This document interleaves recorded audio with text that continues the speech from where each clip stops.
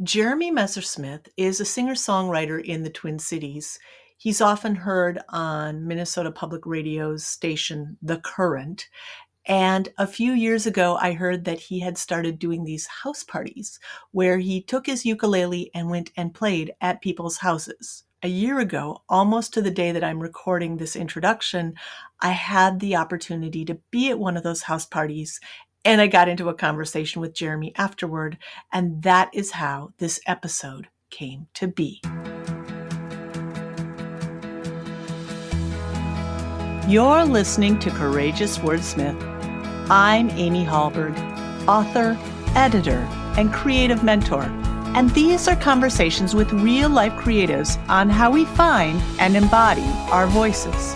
Because if you want to be a real-life creative, it helps to know what that looks like for you. Welcome to Courageous Wordsmith.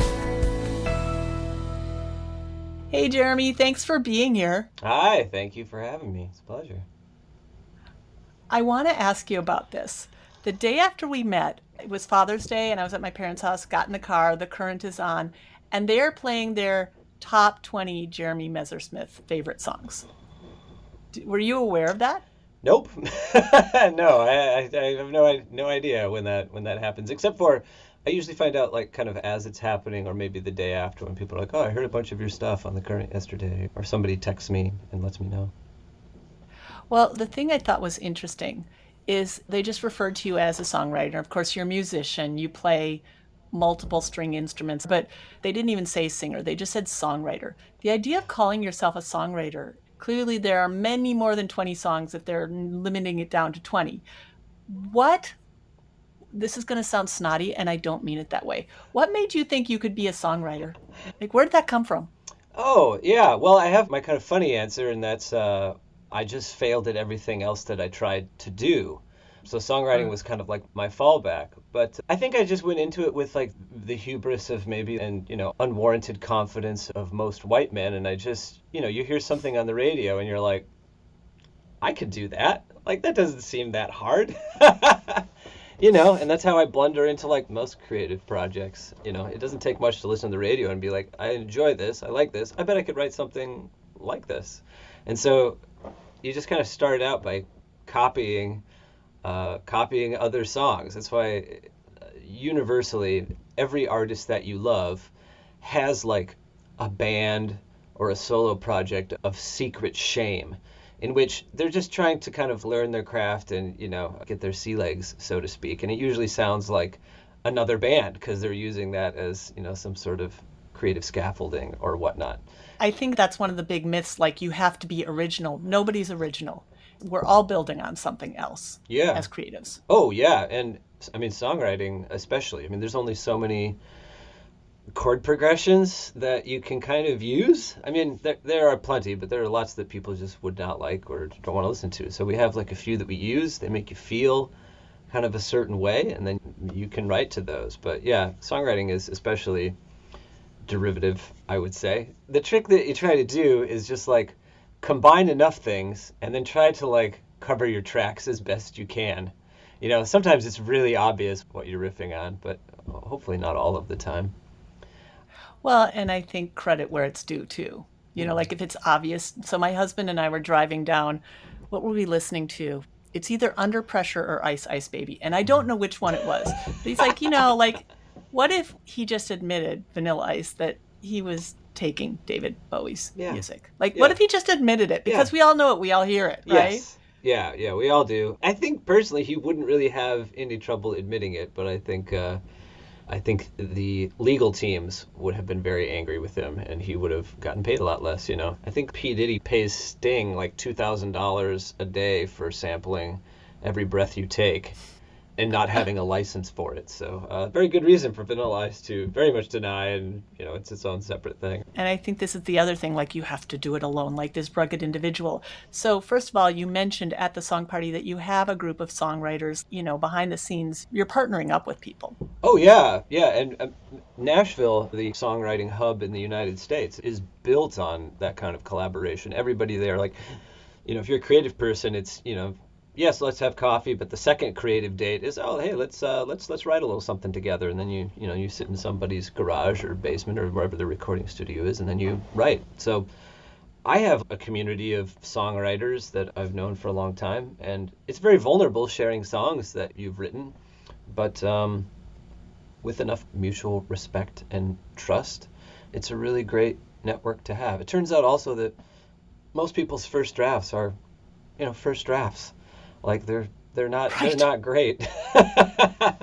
Right. Sometimes they are, sometimes they really are, but it's easier for me to create stuff if I don't really think of it as today I'm going to sit down and I'm going to write the song that changes the world or something like that. That's so much pressure. I'm just going to like put my butt in the chair and I'm going to write something, and maybe it'll be great and maybe it won't be great. It's not really my fault either way.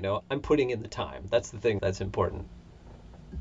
So can we talk about the house parties? Mm. Because that to me, like, that's exciting because you're out there playing with people, but that also kind of scary. Like, you're just going to go to people's houses and play in their living rooms. Like, how did that get started? Oh, I think I started doing my first ones around 2010 or 11, so it's been a little over 10 years I've been playing house shows, and I've done, I don't know, hundreds, maybe 1,000 of them. I've done a lot, like an awful lot of them. And they started after a tour that I did, and it was a solo tour where it was just me driving myself around America for like 3 months in my little Oh my car. gosh. And I just found it to be not very much fun. It was, Right. and it was something about playing on kind of like the club circuit. I'm playing like small clubs. I'm headlining sometimes. I'm opening when I can. I'm trying to put together bills with like, local folks in different towns and things like that. And the problem was that you drive all day, you show up at a club, you sound check, you maybe get to have one decent meal in the evening at a restaurant, and you don't really get to talk with anyone. If you do have fans that come out, you can kind of talk to them for maybe a couple minutes after the show, and that's it. And then you move on to the next town. And I just found it really lonely. I just found it boring and lonely. So when I got back from that tour, I just wrote a list of all of the things that I didn't like about touring. And I was like, well, what are the things that I would like that would make it better? And one was, well, actually getting to hang out and talk with people. I'm Hmm. not a huge fan of going to any kind of a club. Like, I feel pretty comfortable just in homes. Maybe I'm a little strange that way. And the third one was like a home cooked meal is worth like 10 meals, on the road, Oh like gosh, fast yeah. food, even restaurant food. You get so tired of it. I'd rather have like a sandwich at somebody's house than anything you could get at a restaurant. So that was kind of how it started. So it started with these potluck sort of shows where I'd invite people to like just bring food, and I would show up and play songs. And it was a real steep learning curve, and it can be really, really weird. Like sometimes there's just strange things that happen. There was one show where the couple who were hosting were sitting on a couch kind of right next to me on the side, and as soon as I started playing the first song, they just started like crying, and they just kind of wept for the whole show. So Oh my gosh. I And was you like, just keep I playing? just have to keep going, and I'm like, I still have no idea exactly what it was, but music moves people in all sorts of ways, and I try not to be too judgy about it. But that said, it can be really strange, but also really fun. You get to hang out and talk with people. You get to, actually build relationships. You also get to see if songs work. There's no lights blinding you from the audience. It's not like you're performing to a void that occasionally claps or makes noise. You get immediate feedback as to whether or not you have the audience or if you don't. And that kind of information is really, really valuable as a songwriter, to know if what you're doing is working, if you can hold people's attention, if you're delighting them. That stuff is great. So I try to do it seasonally now. I do it around the summer times after I've been writing all winter, and I usually try to kind of debut a bunch of songs and see how they go before I go record them, see what works. I have to say, full disclosure, I am not allowed to go to First Avenue anymore by What? my own rules because like there's nowhere to sit and I get tired and I want to take a nap. Yes. And like so like when I went there with my husband for the Current's whatever birthday party, like they had like Cloud Cult was going to play later, and they had, whoever the people were. So he didn't want to leave. He was my ride home. So like I sat down, there were no chairs. I sat down on the stairs and they like were like, no, you can't sit here. And I'm like, no, I'm not drunk. I'm just tired. So they put me in the chair next to the door, like where they put the drunk person while they're waiting for the cops. Like, and I was like, okay, I am not allowed to go back to First Ave. So just full disclosure, like I can't. I like music, but that was not it. So by comparison, your concert that I went to where I was sitting, like I'm sitting in like front row, we've never met. Like I'm feeling engaged with the music. I'm listening to the words. Like you say, it's a conversation, right? You're relating to people. And in fact, like at a certain point you were sort of riffing with the audience, and I'm not the person who heckles, but I ended up like insulting your music, and we sort of like it was a lot of fun, right? Like it's a very different experience than I know people who love First Ave, people very close to me, but like, wow, that was such a cool thing to do. And I just wonder, did it surprise you that it took off? I mean, at this point you said you've been doing it for, over 10 years, but like, did it surprise you how well it worked or not really?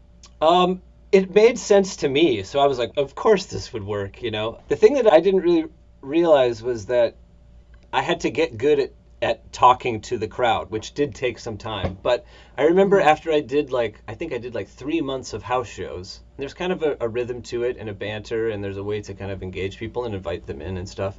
And I remember doing that and then going back and playing some band shows with my band, and my producer, keyboardist, drummer, Andy came up to me and he was like, after that band show, and he said, "Your banter has gotten really good."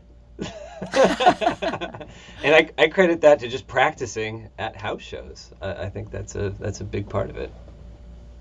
Yeah, I was not aware that you were going to also mingle and we'd be having conversation. And so you and I got into this conversation about what inspires your music, how you come up with the ideas.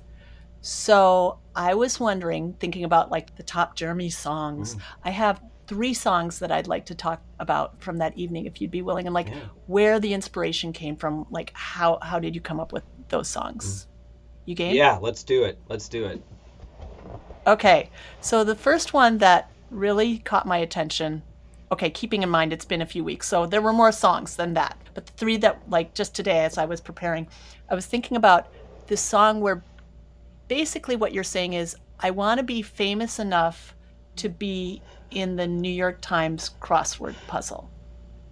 Yes. Well, I have this song called The New York Times Crossword Puzzle, and I guess it came about because I think it's about like the need for approval and recognition as an artist. Like we all want to have some level of our peers to recognize us or something like that. And for me, I don't really want to, or like I don't aspire to be particularly famous. Like it's kind of a thing I have to do to like make people aware of my work, but I'm not super into it. But there are some like niche things that would be that would be quite nice, and one would be to be just have like the enough low level name recognition to be a New York Times crossword puzzle answer. To me would be pretty tops in my book. Like I don't really care about Grammys or Billboard charts or I don't know, just about any other metric, but that one I would be like, that's pretty cool. That's a good time. And I mean, like, that's a life you could live, right? That's a life where you could go out and not be mobbed. Yeah. With people who are like, oh, I'm so sorry, but please sign my stuff and whatever, Yeah, right? I mean, I feel like the people who do the New York Times crossword puzzle would generally not mob me. I think they'd be at home probably. doing their crossword puzzles. Yeah, I think so. And the fun part of that song, too, is also being a little bit ridiculous about it as an artist. I remember Dan Wilson telling me one time that artists' egos are like black holes. It's never enough, So it doesn't matter how much people give you. It'll never be that anyway. And I kind of reference that in the bridge when I talk about how if it one day happens, the black hole inside of me will finally close and I'll ascend to my heavenly home. Which, because it's ridiculous. There's never enough validation for us artist folks. Well, as you know, the famous people are all very happy and lived and died very well. So, um, the next song that you were talking about, you were talking about wrestling, and I was like, okay, wrestling means a lot of different things to a lot of different people because, it goes anywhere from like lucha libre to the WWE. Like there's so many different, to wrestling in the Olympics, whatever. Yeah. So you were like, okay, this is a wrestling song. And so I'm like, okay, what are we doing here?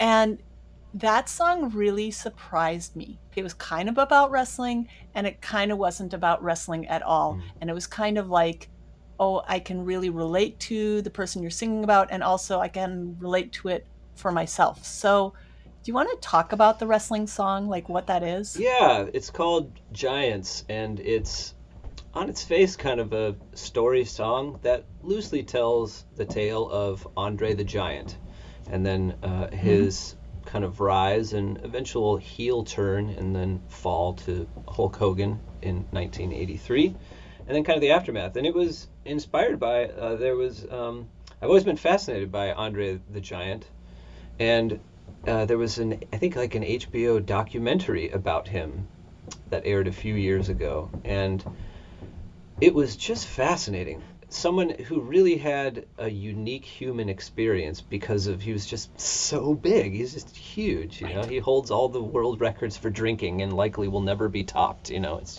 Oh my It's gosh. kind of incredible. There's stories of him passing out in the doorway of a hotel and no one can move him, so they just put a blanket on him and close the bar, you know, because he's passed out in the entryway. You can't do anything about it. So he was kind of this interesting figure, but going back to my own childhood, wrestling was kind of one of my earliest exposures to folk tales and folk storytelling or word of mouth. And what I mean by that is that my family growing up didn't have cable, so we couldn't watch wrestling, so I wasn't super into it. Okay. But my next door neighbor, Larry, who was a few years older than me, did have cable, and every weekend he would watch like the WWF bouts or something like that. And then he would just tell me, like he was the storyteller, about all this stuff that happened. And I was just like, you know, he'd be like, you wouldn't believe what happened when Zeus, the bone crunching machine, came into the ring against Hulk Hogan, and you could see the fear in Hulk's eyes, and it was just like he knew he was going to be, you know, but then, and it was just these big tales, and I just ate it up, you know, and I had no idea that wrestling was like, you know, what it is. And You mean staged? yeah, so for me it was like the gods of Olympus, you know, being talked about. And so that's kind of what I wanted to do with the song, like what's real, what isn't. I'm describing like the match, and it is as it's happened. And in the end, does it even matter that it's staged or scripted for the story? Like, who cares? But my favorite thing is I'm gonna maybe I won't say who it is because I don't want to throw them under the bus. But a friend of mine brought her daughter, who was maybe then like 15 or 16, out to a show where I played that song. And on the drive home, after she was quiet for a while, looked at her mom and just went, "Hey, Mom, is that Andre the Giant song real? Did that all happen?" You know, and she was like, "Yeah, it did." So for me, it was an interesting exploration in like my own weird fast food 1980s folk mythology that I was kind of raised with, and it's kind of a little song about that.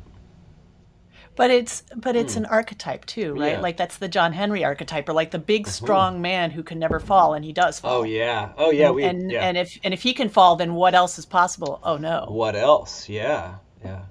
you That's know. it. Yeah, that's exactly it. That's the trope that is so delightful and repeated so often. Yeah. Every giant must fall, I suppose. So one of the things that you and I talked about at the house party that other week, Hmm. a couple weeks ago, was this idea that sometimes you put together things that are so strange, or like you put things together and you're like, oh, these should fit together. And then you're like, no, it's too much of the same thing. I have to take this out. I have to put it to the side. Yeah. It doesn't fit here. Yeah. But you sort of sit it to the Yeah. side. And I have a sense that this last song I was going to mention is kind of like it's an amalgamation of a couple of different things. And it's really, and I notice you have this gift anyway. Like when you're singing these songs, you're sort of pointing us in a direction and you're like, okay, come close, Yeah. lean close, closer, closer. And then you tell us a thing and it's like, ah, Jeremy, what did you just do? You know, like pointed us. It's an Agatha Christie twist, right? Yes. And so this song is like that. It's like the world is ending, but. So do you want to talk about that song? Yeah, sure. I kind of just made this little record for my inner child, and the whole thing was like, what do I actually believe? You know, if I were to strip away like a lot of like the wit, the extra stuff, you know, complicated musicality, and said things as simply as I could, what would they look like? And it ended up being a ukulele album, like a songbook that I wrote. So all of the songs on it are very small, direct. They're not messing around. And this one in particular was towards the end of writing, so I had been kind of in that mindset of just trying to write the simplest things I possibly could. And at first, the melody, I don't know if you noticed this, but the melody is exactly the same, the entire song. So, and that's a real songwriting trick. If you can have the verse be the exact same thing as your chorus, you know, I put like a little pre-chorusy thing in between it, so maybe you don't notice it so much, but it's there. And it's that is, to me, is like a great songwriting technique because repetition is king. And the more you can repeat like a melody thing, Prince does the exact same thing. The form is very similar to Let's Go Crazy. The verses and chorus are similar. I'm not going to let the elevator bring us down in the very middle. So I just started with that, and I thought, well, that's just kind of simple and dumb. It's perfect. And then I just started writing about like what would I like the future to be? What was the future that was promised to us as as kids or whatever? And well, you know, there's jetpacks, there's flying cars, there's technology that works for us. And then I was like, well, what else could be like good and great? And then I thought of I don't remember who coined it, but the idea of a chicken in every pot. You know, like it was one of the presidents. Yes. I want to say FDR, but I don't think it was. Yeah, I also want to say FDR because, you know, he was the last one who got anything done in a good way. But yes. Oh.